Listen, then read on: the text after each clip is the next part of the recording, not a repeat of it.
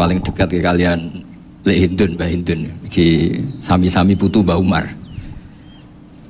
Nggih kalian rileks kula badhe nerusaken cerita Gus Zofur, cerita Mas Maftuh dan saya tidak akan gojlok karena beliau sudah punya tawaduk sekarang sudah membaik. Karena saya juga heran kok beliau kelihatan pinter begitu malam ini itu. Saya pernah dijazahi bapak, kata bapak gini, "Hak, kon kudu terkenal ngalim, ora usah terkenal wali," kata beliau. Kenapa Pak? Wong nak terkenal alim itu bisa baca Wahab, Muhadzab itu sing hasud sinau itu ya bagus karena ada kompetisi. Yang mengidolakan terus belajar halal haram itu juga bagus. Tapi nak terkenal wali tok itu kadang orang sowan go gula njuk donga, dadi rada-rada masalah. Makanya saya pernah matur sama Ali Hindun, Mbah itu Mbah Idris itu. Saya kalau muji Mbah Hamid Pasuruan mesti al-alim dulu. Karena itu kenangan saya, beliau itu orang alim. Bisa baca Jambul Jawamek, bisa sampai ketika di Termas juga beliau diberi gelar Sohibu Jamil Jawamek. Jadi saya teruskan cerita Gus Zofur. Dulu yang di Termas termasuk mbah saya, terus Mbah Ali, Gus Habib, sama Gus Muhammad. Terus dulu Mbah Munawir hubungannya dengan Kiai Mahfud Termas, dititipi Gus Muhammad, kemudian diajak ke sini. Karena Mbah Munawir orang Quran, sehingga cerita Gus Muhammad ini menjadi alim dan hafal Quran, jadi menantunya orang Betengan, terus punya anak Gus Harir, sekarang Gus Muham, sehingga ini dzurriyyatan ba'duha min ba'd. Saya sendiri istri dari Mbah Idrus, mbah saya itu orang Kudus, namanya Sofia binti Maksum bin Soleh bin Asnawi Sepuh. Jadi yang Mbah Soleh ini dulu gurunya Mbah Soleh Darat ketika ngaji di Kudus. Sehingga silsilah ini harus kita jaga supaya kita punya tradisi yang benar. Saya tidak akan bosan-bosan belajar kitabnya Mbah Ali tentang Hujjatu Ahli Sunnah. Memang benar-benar belajar, artinya saya nikmati. Di antara yang saya kagumi yaitu ketika orang lain a priori dengan Ibnu Taimiyah, Bali itu ya kadang muji Ibnu Taimiyah, tapi ya kadang kritik. Yang dikritik tentu pendapat Ibnu Taimiyah yang tidak membolehkan orang ziarah Rasulullah SAW. Tapi yang dipuji adalah Ibnu Taimiyah meyakini bahwa qiraatul Quran itu tanfaul mayyit. Itu dipuji-puji sama Bali. Ibnu Taimiyah dikutip, Ibnul Qayyim dikutip. Saya akan cerita sedikit tentang tradisi hujjah. Dulu lama itu kelihatannya sederhana, tapi kalau berargumentasi itu hebat. Tadi Gus Zofur menyebut kitab Mbah Hasyim itu mengharamkan kentong. Beliau masyhur itu punya kitab namanya Al-Jasus an Tahrimin Nakus. Intinya kentong itu haram. Secara dalil ini meyakinkan sekali karena ketika Rasulullah rembukan sama sahabat, kita dengan apa memaklumatkan orang kalau waktu sholat masuk? Ada sahabat yang usul pakai kentong, dzakalin nasoro itu Nasrani. Ya pakai buk itu semacam trompet besar, dzakalil Yahud. Kemudian ada yang usul kalau gitu api ya Rasulullah, dzakalil Majus. Sehingga dari hadis itu Mbah Hasyim berpikir kentong itu haram. Tapi Mbah Fakih Mas Kumambang itu mengkritik Mbah Hasyim dengan ngarang kitab Hazur Ru'us an Tahrimin Nakus. Jadi beliau ngomentari kitab itu sambil geleng-geleng kepala. Kitab kok keliru nganti ngono itu. Jadi cara pikirannya siapa Ki Fakih. Kentong di Indonesia itu kanggo wedhus dicolong gitu. Pos kampling gitu. Kalau ada banjiran ya kentong, ada maling ya kentong. Jadi enggak ada persamaan sama sekali dengan kentong yang milik orang apa? Nasrani. Sehingga di pondok saya itu ada kentong tapi jelek sekali. Karena itu satu-satunya cara supaya beda dengan kentong yang di gereja. Kalau elek kan mirip kentong di pos kampling. Itu ya agak-agak ilmiah sedikit. Dulu ceritanya Gus Zofur itu saya teruskan. Itu singkat cerita, itu kalau yang di kejadian di Termas itu Mbah Dimyati sudah nyuruh semua kentong disembunyikan karena mau ada Mbah Hasyim. Cerita itu mukarrar di Kiai Fakih sama di Kiai Dimyati Termas. Setelah kentong dikumpulkan semua, Mbah Hasyim datang, senang, ngiranya Syekh Dimyati ini sependapat dengan beliau, yaitu sama-sama enggak ada kentong. Tapi setelah itu ada santri yang matur, Mbah Dim pun beres kentong pun kula delikno sedanten. Itu di depan Mbah Hasyim. Jadi GR-nya Mbah Hasyim bahwa Mbah Dim itu sependapat akhirnya hilang. Ternyata ini akal-akalan toh gitu. Karena santrinya matur, Mbah Dim pun beres sedanten kentong beduk sudah disembut singkirkan. Itu di depan Mbah Hasyim. Saking lugunya santri, saking ikhlasnya agak ngerti mahal syahid ini adalah Mbah Hasyim. Saya mau meneruskan cerita Gus Sofur. Dulu ini cerita dulu. Dulu Mbah Mun ngaji di Lirboyo, tapi Kiai Makhrus ngaji sama Kiai Khalil Harun. Kiai Khalil Harun itu adik juga sekaligus muridnya Mbah Umar Harun. Mbah Umar Harun itu generasi kedua setelah Mbah Ghazali. Beliau menantunya Mbah Ghazali, tapi ya sudah ponaan. Sehingga tradisi ini penting karena saya berkali-kali bilang di mana-mana. Status orang tua dan mbah itu adalah terserah anak cucunya. Bukan terserah mbahnya, tapi terserah anak cucunya. Saya tidak akan bosan mengingatkan ini. Saya pernah di makamnya Nabi Yakub, itu ya dikemuli bendera Israel. Di makamnya Nabi Dawud. Nabi Ibrahim juga dekat sinagog. Sehingga Quran membela Nabi Ibrahim disebut maka anak Ibrahimu Yahudi wala Nasraniya. Karena ketika beliau berposisi di Israel, kemudian penguasanya adalah Yahudi, bisa saja makam ini ditulisi dan distatuskan ala Yahudi. Ya seperti Nabi Yakub. Nabi Yakub itu nabi yang kita yakin tentu berkeyakinan beliau orang baik, orang muslim, orang mukmin, tapi karena di desain mereka ya dikemuli bendera Israel dan disebut Abul Yahud. Karena kita tahu nama lain dari anaknya Nabi Yakub adalah Yahuda bin Yakub bin Ishak bin Ibrahim. Sehingga perasaannya orang Yahudi menjadi Yahudi itu yang ngikuti mbah-mbahnya. Nah khawatir saya ketika buyut-buyut kita kaya. Buyut saya itu orang kaya dulu, namanya Badur Rahman. Itu kaya sekali, tanahnya banyak. Dulu cerita Mbah Hasyim ya kaya sekali. Mbah Maksum juga kaya, Mbah Abdul Aziz juga kaya. Karena dulu itu inginnya kiai itu yo ketok sugih lah, gak ngel-ngelo santri. Tapi nanti kalau cucu-cucunya sudah tidak alim, itu tidak dianggap punya tanah itu karena untuk fasilitas santri. Aku tak kedonyan, mbah-mbahku ya kedonyan. Buktinya tanah yombo itu. Karena dia akan menafsiri sesuai cara berpikir. Makanya sanad keilmuan yang diceritakan Gus Sofur itu harus diulang-ulang. Kalau nggak diulang-ulang, maka kita akan berpikir sendiri untuk menafsirkan Masyayikhon al-Kiram atau Ajdadan al-Kiram. Nah, ini yang bahaya, yang sering Quran mengingatkan. Jadi ada status yang disematkan oleh anak cucu kayak orang Yahuda tadi, Yahuda bin Yakub bin Ishak bin Ibrahim, itu menstatuskan mbah-mbahnya yang bernama Ibrahim itu Yahudi. Sampai Quran sendiri yang bela maka anak Ibrahimu Yahudi wala Nasrani. Karena secara geografis sekarang Ibrahim di Israel dan otoritas itu juga milik mereka, sehingga mereka bisa masang-masang atribut yang menunjukkan kalau itu Yahudi. Beberapa al-alim al-alama yang minna itu sudah wafat dan kadang-kadang dzurriahnya itu tidak kita. Kalau sekarang orang bahasakan kubu sebelah. Akhirnya ya nggak boleh dikholi, nggak boleh diziarah. Terus seakan-akan yaktaduna bi ra'yi, seakan-akan mereka berpendapat dengan pendapat syekh ini, padahal enggak. Nah sehingga tradisi ketersambungan sanad tadi, baik secara genetik atau secara asbab, itu harus terjaga. Saya beberapa kali banyaklah sering diceritain Mbah Mun. Dulu Mbah Munawir ini cerita ya, Mbah Munawir itu saking senenge kitab, ben santri ini so ngaji kitab. Itu kalau ada alumni Lirboyo, alim disuruh baca muin di sini itu Mbah Munawir ikut. Saking ingin tasjiknya, ingin ngajari santri bahwa ngapal Quran udah hafal tok, tapi yo paham. Dan penggalinya Mbah Munawir itu sampai klimaknya dulu Mbah Zaini itu nate nikah sama Nyai Komariah kalau nggak salah, binti Karim, binti Manap. Punya putra Gus Habib, Gus Toha yang diantara putrinya dinikahi Gus Rosin ini. Terus akhirnya kesampaian juga ketika Mbah Munawir punya mantu alim alama namanya Mbah Ali Maksum, angsal Nyai Hasyimah.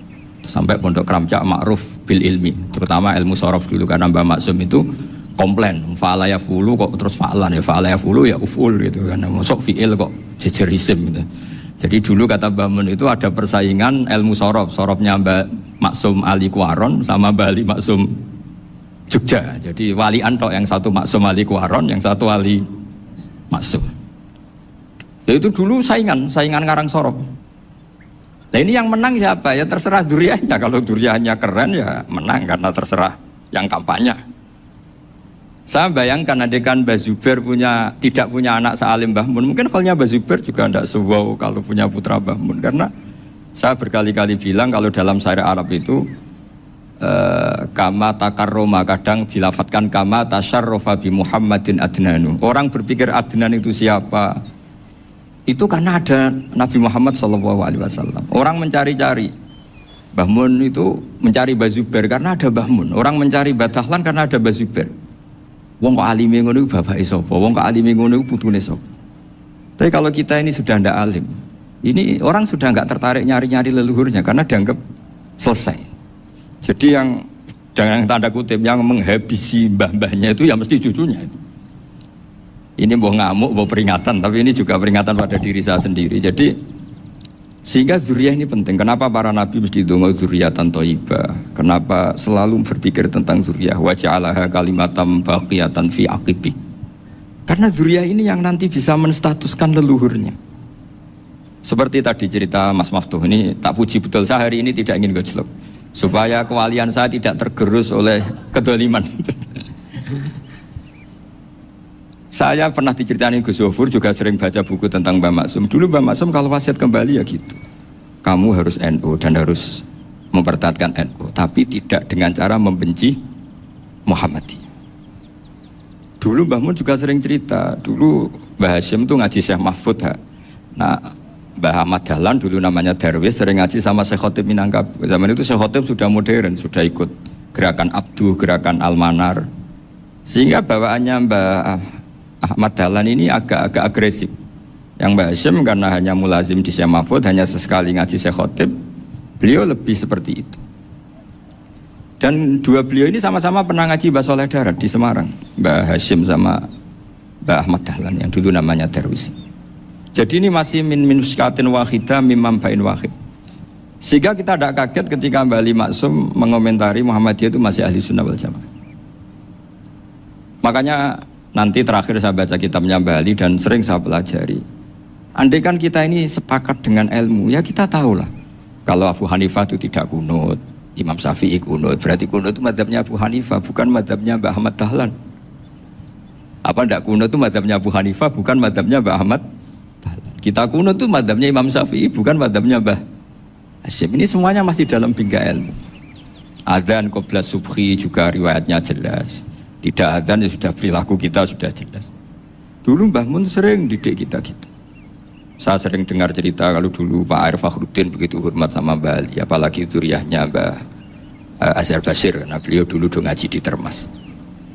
Dulu itu gak ada masalah karena semuanya dianalisis pakai ilmu. Tapi sekarang pakai identitas, yang kunut itu NU, yang gak kunut Muhammadiyah. Berarti Abu Hanifah itu Muhammadiyah, Imam Syafi'i itu NU. Berarti Imam Syafi'i itu ya anak buahnya Ki Miftahul Ahyar kira-kira gitu kan. Nah, kan anak buahnya Pak Said Akil. Kan terus jadi repot. Dulu kita ini pengagum ilmu, bukan pengagum perbedaan. Sehingga di sini yang saya kagum dari sekian ceritanya Mbah Ali Maksum, supaya kitab ini to the point, supaya nggak lama-lama karena waktunya juga. Nanti kalau kemalaman ini kena semprit ini sudah. Ini diantara yang diceritakan Bali itu unik. Imam Syafi'i itu sering tawassul, sering wasilah sama siapa itu? Abu Hanifah. Ini sudah tak petakan, saya baca yang sensitif lah. So yang ini ya. Ziyad al-Babus Samin, terus sebentar ini yang bab tawassul.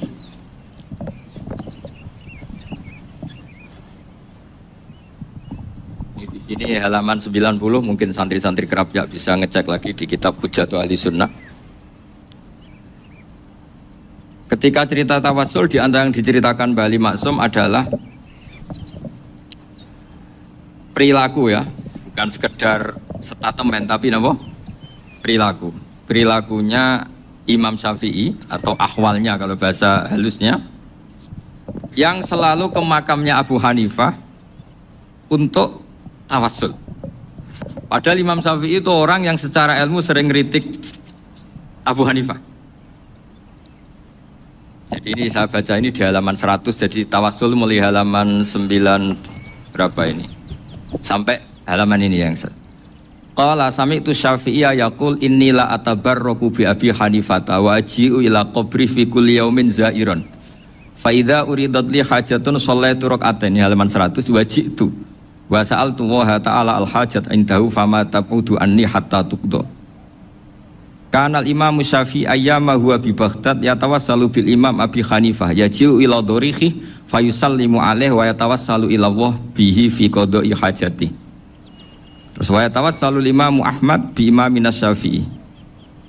Jadi di antara yang diceritakan Mbah Ali Maksum itu betapa Imam Syafi'i yang terkenal sering mengkritik Abu Hanifah dalam tatanan fikih karena beliau tidak percaya ada istihsan.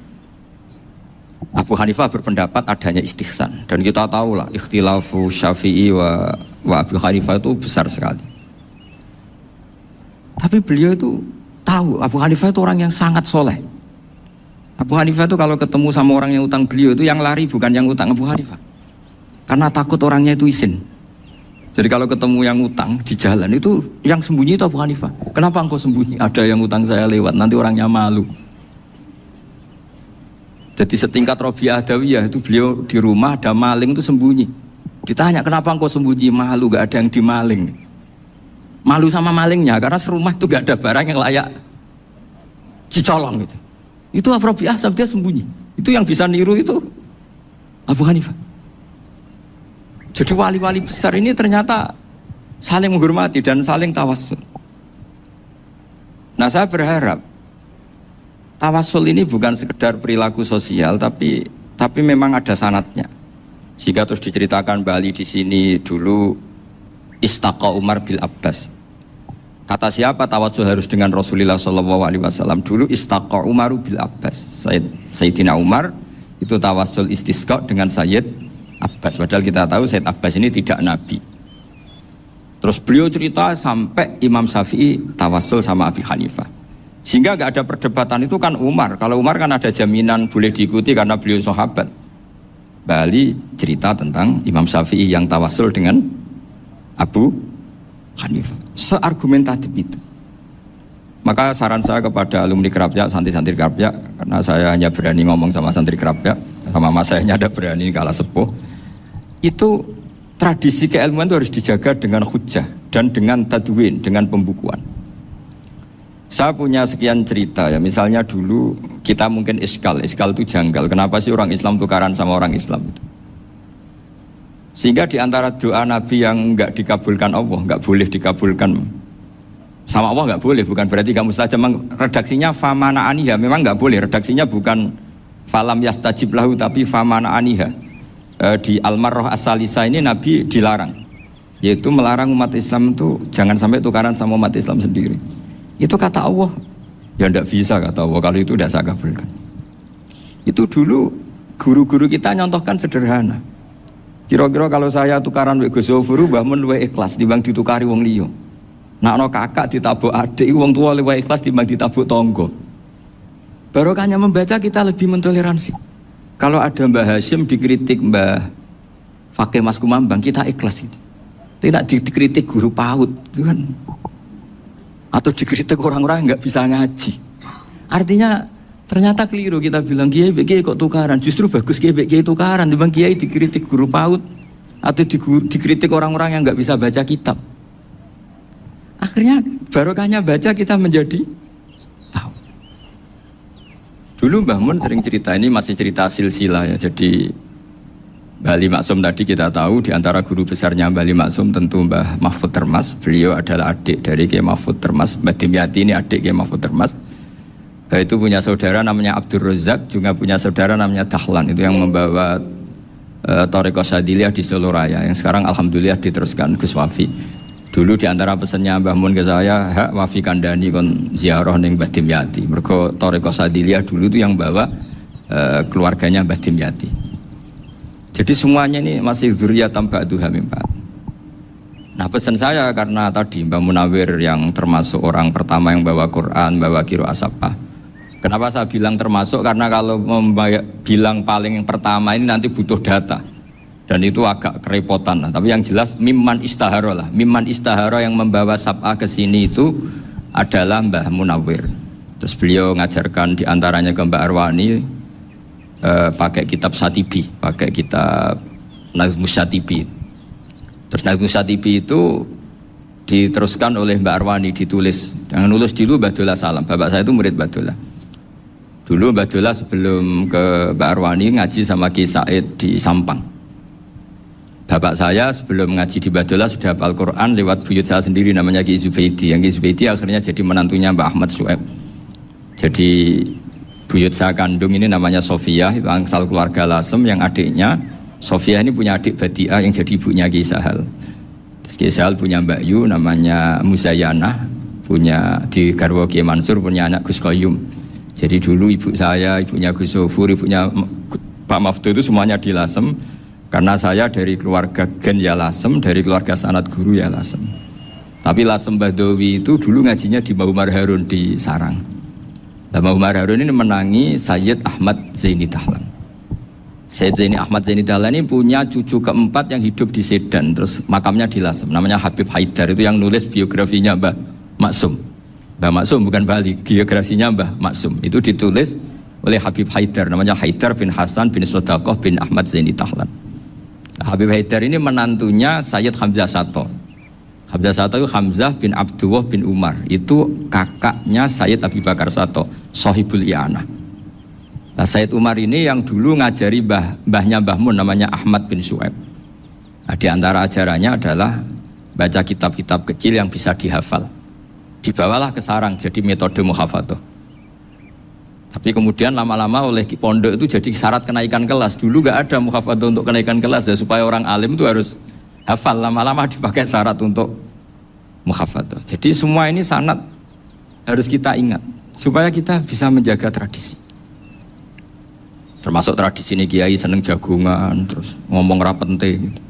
Itu juga sanad.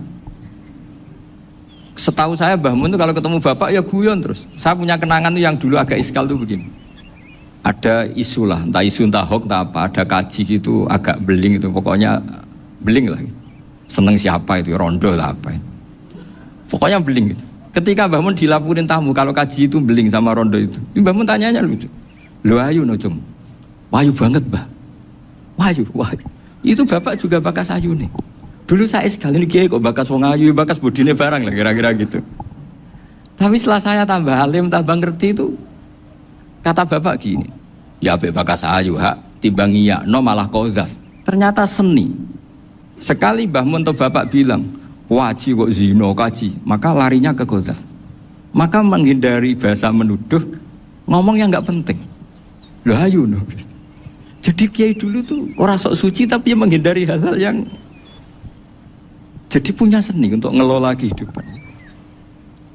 Orang bermalam-malam jagungan sama teman asik itu kan perlawanan terhadap nafsu kita, syahwat kita untuk mungkin nikmati dugem di bar atau di tempat-tempat maksiat. Itu setan di Indonesia tuh kakuati sama Ki Jawa. Orang supaya nggak tertarik maksiat itu Ki Jawa cukup ketemu kancane masak terong guyon, gejol-gejolokan zaman mondok, sewengi lulus sangka maksiat. Bar wis tutup. Perlawanannya sederhana, nggak pakai tahajud, nggak pakai wiridan, karena Ki Jawa juga kalau rapati potongan ahli ibadah gitu, itu jagungan gitu. Jadi setahu saya itu pernah lihat Bali itu sekali ketika beliau ngisi ceramah di Mbah Hamid Bedowi, sama masih kecil diajak bapak. Dulu kalau bapak ngelihat Bali sama Mbah Hamid itu mesti nangis, karena dua orang alim bertemu. Yang akhirnya ya bisanan itu Mbah Hamid punya anak Gus Nasih, di sini ada Mbah Nafisa, terus jadi Mbak Salih Hindun itu. Jadi dulu tuh ya guyon terus ketika ketemu. Itu yang sering bodoni Mbah Hamid itu ya Ki Bisri. Ki Bisri itu kalau datang ke Ki Hamid Pasuruan, nak wali tenan aku teko ditata nomangan. Jadi ukurannya ya ternyata sampai sana di keimangan tenan. Masih belum mengakui, kan nak wali tenan aku kiai rung di mobil, dongakno aku di mobil. Sudah kalah satu seri itu masih gak terima. Lalu itu Mbah Hamid akhirnya berdoa, ayo monggo, mungkin Ki Bisri gak ada mobil. Itu setelah didoain masih tanya, mereknya apa mereknya? Jadi itu Mbah Hamid jawab, ya paling Holden itu, paling Holden. Itu nyari mobil itu ya adalah dapatnya Holden. Suatu saat Mbah Bisri diundang Mbah Hamid gak dikasih bisaroh, karena utangnya sudah banyak Mbah Hamid, Mbah Bisri ini utang doa tadi. Itu ya gak dikasih besar ya gak mau kesang apa-apa kelambimu kayak aku. didol sama muhibbinya Mbah Hamid. Itu harganya melebihi jatah bisaroh. Ketemu Mbah Hamid. Kang, susu Kang, mergo. Jadi dulu itu rileks, makanya ini yang diceritakan ke Zofur. Sebetulnya kalau kiai-kiai itu bersanat itu ya rileks, hidupnya itu rileks. Karena rileks ini perlawanan terhadap kemungkaran. Saya dulu musyawarah sering sama Gus Zofur usul fikih. Itu jelas di antara yang ditulis Lubil Usul itu. Ya kita tahu tadi misalnya sanad usul fikih, Mbah Ber itu sangat al-usuli, Kiai Zubair Dahlan, abahnya Mbah Mun. Punya murid di antaranya Kiai Sahal. Kiai Sahal punya karangan Thariqatul Husul fi Syarhi Lubil Usul. Itu Thariqatul Husul itu beliau ngendikan dalam mukaddimah bahwa saya bisa mensarah ini berdasar ngaji maknani sama Mbah Zubair. Terus beliau mengutip sarah itu dari kitab Nailul Ma'mul. Beliau ngendikan binus khotin khotiyah ghairi matbu'ah. Dan itu ditemukan di Kiai Mansur di Lasem. Karena Kiai Mansur iparnya Mbah Sahal. Mansur bin Khalil itu diantara katibnya Syekh Mahfud. Jadi semuanya ini sambung. Mbah Ber saking ahli usul fikihnya, kalau ngajar usul fikih itu kalau guyon takriran saya ini lebih memahamkan ketimbang sarah. Ya sudah, terus Mbah Zubair Kiai Fakih, terus Syekh Mahfud. Di sini Syekh Mahfud termasuk orang yang dekat Mbah Munawir sampai putrane Mbah Mahfud namanya Gus Muhammad dibawa Mbah Munawir, kemudian mondok di Termas diantaranya, terus dinikah jadi menantunya kalau nggak salah Haji Taslim di Betengan, kemudian sekarang juriannya Mbah Mahfud di Betengan. Ini nggak boleh hilang secara seperti itu. Diantara di usul fikih diterangkan ketika diantara 5 hukum itu ada yang bernama mubah. Mubah itu boleh dilakukan, boleh ditinggalkan, dan kalau dilakukan ya tidak berpahala, tidak disiksa. Itu ada ulama yang protes gak bisa seperti itu. Ithma min mubahin ila wa tahaqqaqu bihi tarku haramimma fa'il zamu minas sukun tarkul qatli wa minas sukut tarkul qadaf. Tidak bisa, mubah itu tidak ada. Kalau kiai jagungan semalaman, itu Allah ngitungnya itu hada taroka dugem, wahada taroka delok dangdut, wahada taroka kada wakada. Oh, itu luar biasa. Dan kita ngikuti yang seperti itu saja. Gak usah tahajud, gak usah witir telulas, kaya ora kuat timbang gremeng. Sewengi jagungan, setan ngenteni kita tergoda maksiat, ternyata maksiatnya sampai tutup, kiainya masih apa? Jagungan. Jadi jagungan saja ada ilmunya bahwa itu perlawanan terhadap tarkul ma'asi. Sehingga bagaimana Anda katakan mubah ini mubah, toh gunanya adalah tarkul haram. Meskipun efek mubah juga bisa tarkul wajib, wae bojo blonjo turu. Karena wae ngurmati ibuke turu. Itu halal wajib. Jadi mubah itu resikonya ya bisa tarkul wajib, bisa tarkul. Sehingga kalau sanad ini terjaga secara baik, secara kultur, saya sering juga jagungan sama Gus Zofur itu mesti tak niati gitu. Jagungan wong alim Gus ibadah dan menikmati ibadah adalah dabul auliya wa dabul ulama. Kata Imam Ghazali, pada akhirnya waqud buhadaddin al-istilzat bil mubahat. Kata Imam Ghazali, pada akhirnya qudbu hadaddin, madaru hadaddin, pokok dari agama ini adalah melawan kemaksiatan dengan kita menikmati al-istidzat bimbah. Kita menikmati sesuatu yang dibolehkan Allah Subhanahu wa taala. Dan seperti ini itu bisa qasmu dhuhri syaitan, bisa menghancurkan punggungnya setan.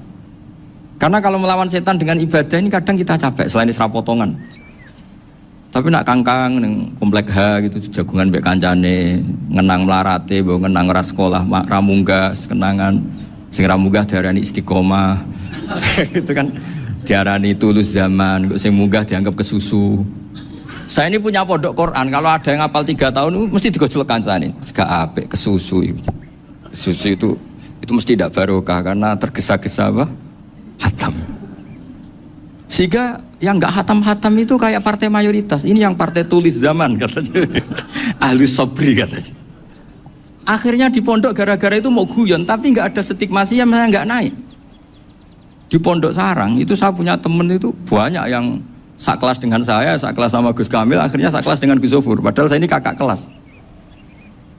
Saya temannya, Gus Kamil temannya Gus Zofur. Ini anak ini nggak pernah naik, itu nggak dinyek, nggak dicibir di pondok. Karena guyonan tadi, guyonan bahwa ini bagian dari bentuk apa? Istiqomah. Nanti yang goblok juga tenang.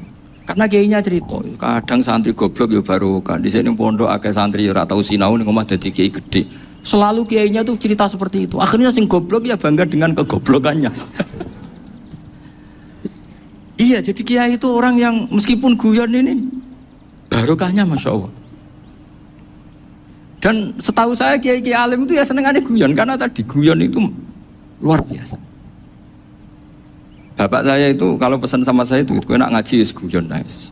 Wong ning omah mikir utang, mikir wedi bojo macam-macam, kok ngaji kok jak nangis pisan, nangis ping pindho gitu. Sudah jak guyon ae. Paling gak lali. Gitu. Dan beliau punya dalil kul bi fadlillah bi rahmati fa bidzalika falyafrah. Jadi jangan sampai orang ini farah bil maksiat, jangan sampai orang itu. Dan ini yang saya kenang dari sekian cerita murid Bali.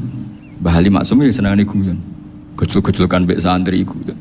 Ini saya maklumatkan ke semua santri beliau bahwa ini bukan sekedar guyon, tapi al-istildad bil mubahat.